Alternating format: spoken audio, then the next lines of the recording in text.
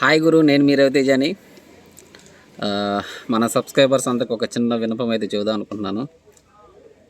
అదేంటంటే గురు, నా ఛానల్ అయితే సడన్గా యూట్యూబ్ ఛానల్ ఆగిపోయింది.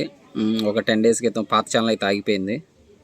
అది ఎందుకు ఆగిపోయిందో నాకు తెలీదు, మనకి అంత చదువు లేదు.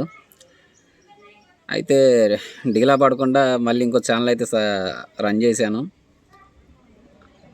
అదే నేమ్ మీద పెట్టానండి, రవితేజ లైఫ్ స్టైల్ 143.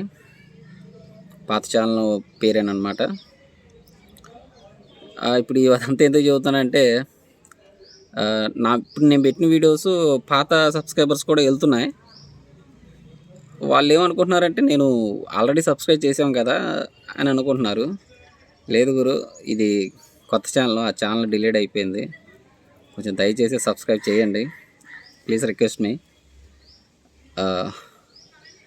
పాత వాళ్ళకు కూడా వెళ్తుందని నేను ఎలా చెప్పగలుగుతున్నానంటే, వీడియో పెట్టిన 2-3 గంటలకి 1Kకి 9,000కి అలా వెళ్తున్నాయి. ఒకడు నా పక్కనే ఉంటాడు, వాడు సబ్స్క్రైబ్ చేయలేదు అంటే, నేను పాత చేశాను కదా అని చెప్పి వాడు చేయలేదు.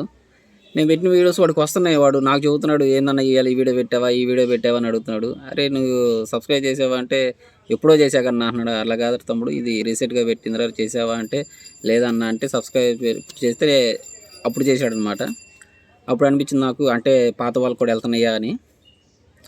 అందుకని ఈ వీడియో పెడదామని చెప్పేసి, మన వాళ్ళందరూ కూడా రీచ్ అవుతుందని చెప్పేసి అనుకుంటున్నాను. దయచేసి సబ్స్క్రైబ్ చేయండి. నేను మీ రవితేజ, మళ్ళీ కలుద్దాం.